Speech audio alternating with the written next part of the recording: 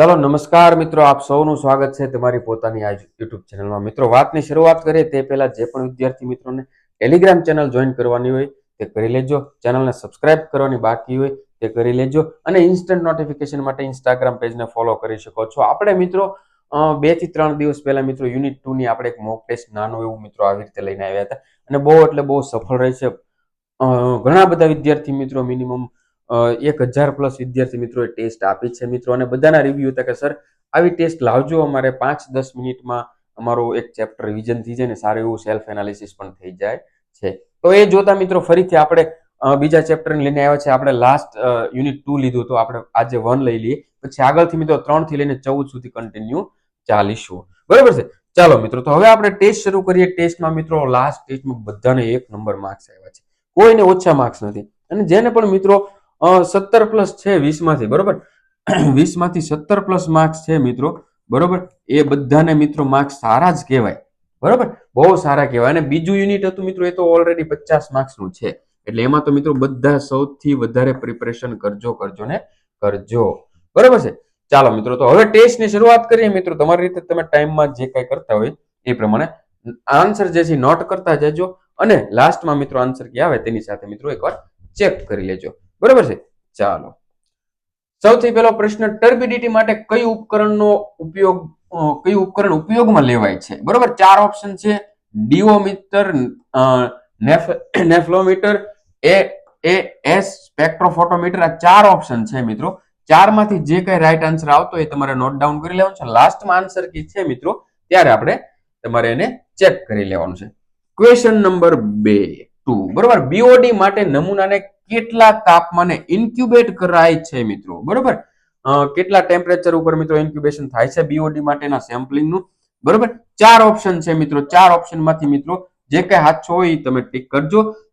37 degree Celsius, 10 degree Celsius, 20 degree Celsius અને 30 degree Celsius ના તાપમાને. બરોબર મિત્રો, આ બધા પ્રશ્નો મારા ખ્યાલથી જાજુ કઈ વિચારવું પડે એવું છે નહીં મિત્રો. બરોબર, મેટલ્સ માટે નમૂના કયા કન્ટેનરમાં લેવાય છે મિત્રો? બરોબર, કયા પ્રકારના કન્ટેનરમાં લેવાય છે મિત્રો? બરોબર, ગ્લાસ કન્ટેનર હોય, પ્લાસ્ટિક કન્ટેનર હોય, સ્ટીલ કન્ટેનર હોય કે પછી લોહનો કન્ટેનર હોય, એટલે કે આયર્ન કન્ટેનર હોય. બરોબર, ઓકે, આ 4 ઓપ્શન છે મિત્રો.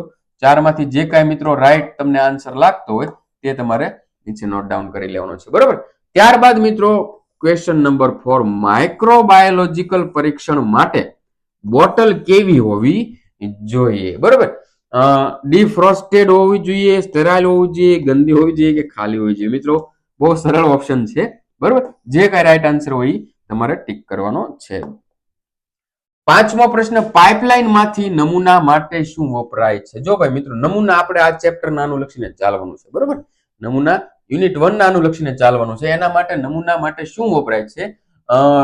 ડીઓમીટર વપરાય છે, ડીપર વપરાય છે, પેરિસ્ટાલિક પંપ વપરાય છે, બરોબર, કે પછી કોલોની કાઉન્ટર વપરાય છે મિત્રો? બરોબર, જે કાંઈ પણ મિત્રો રાઈટ આન્સર હોય એ લખી લેજો. બરોબર, ત્યારબાદ બીઓડી માટે કેટલી મહત્તમ અવધિમાં નમૂનાને લેબમાં પહોંચાડવું જોઈએ? ક્યાં પહોંચાડવું જોઈએ મિત્રો? લેબની અંદર મહત્તમ કેટલા સમયની અંદર મિત્રો પહોંચાડવું જોઈએ? શેના માટે? સીઓડી કે BOD? Sir, BOD, biological oxygen demands માટે. બરોબર, 4 ઓપ્શન છે: 6 કલાકમાં, 12 કલાકમાં, 1 દિવસ કે પછી તાત્કાલિક ક્ષણોમાં. તરત આપણે પહોંચાડવું જોઈએ. જે કાંઈ મિત્રો આ 4 માંથી સાચો આન્સર લાગે એ નોટ ડાઉન કરી લેજો.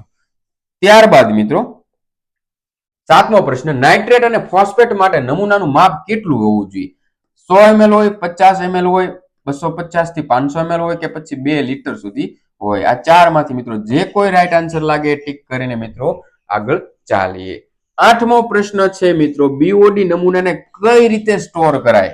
બરોબર, એટલે કઈ રીતે સ્ટોર તો ઘણી બધી રીતે કરાય, બટ તમારે ત્યારે તમારા ઓપ્શન જોવાના કે ઓપ્શન માંથી બેસ્ટ વસ્તુ કઈ છે.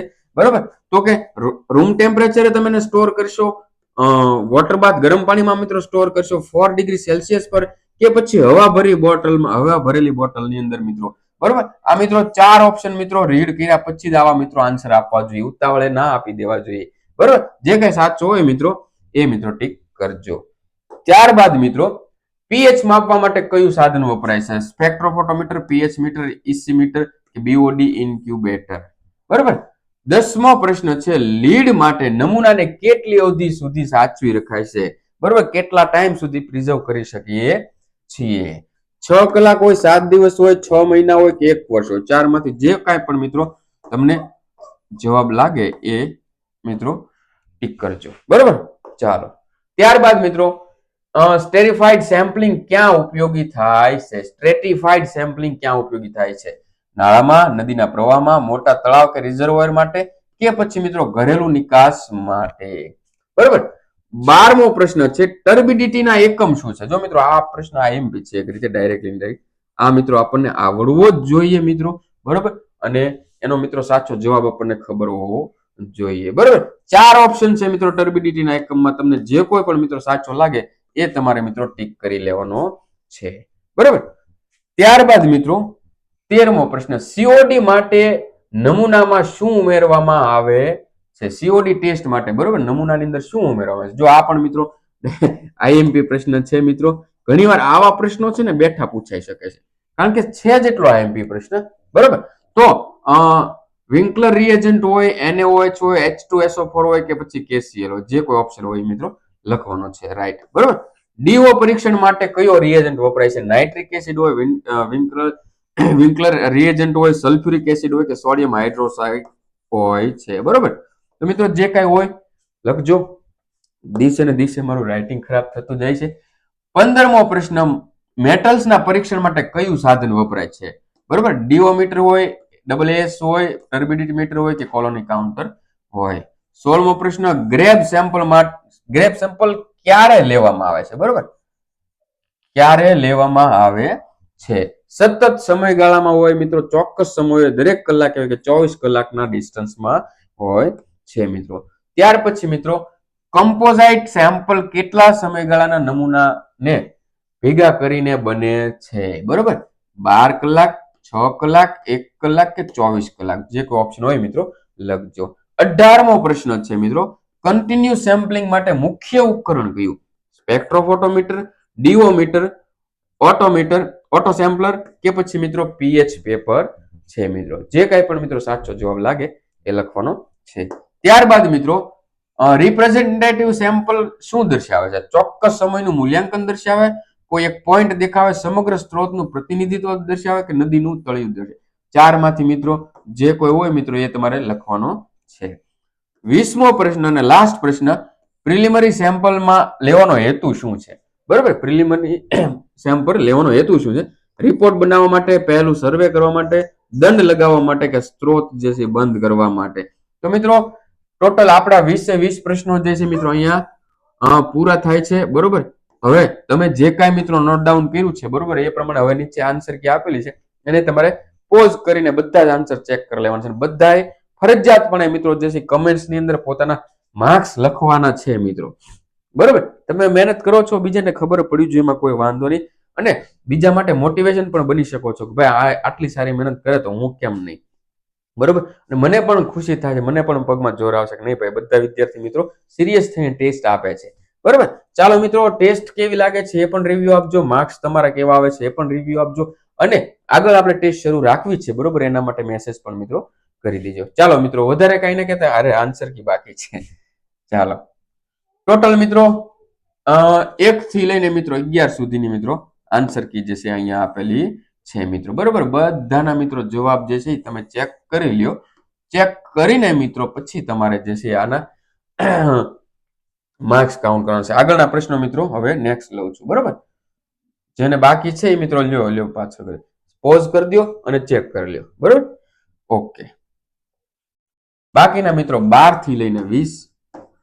બરોબર, જો ભાઈ મિત્રો આના પણ મિત્રો ચેક કરી લો, અને એક રોજની મિત્રો 10 મિનિટ આપીને આપણને એક ચેપ્ટરની મોક ટેસ્ટ સોલ્વ થઈ જતું, એના બાને ચેપ્ટર સોલ્વ થઈ જતું, શું ખોટું યાર.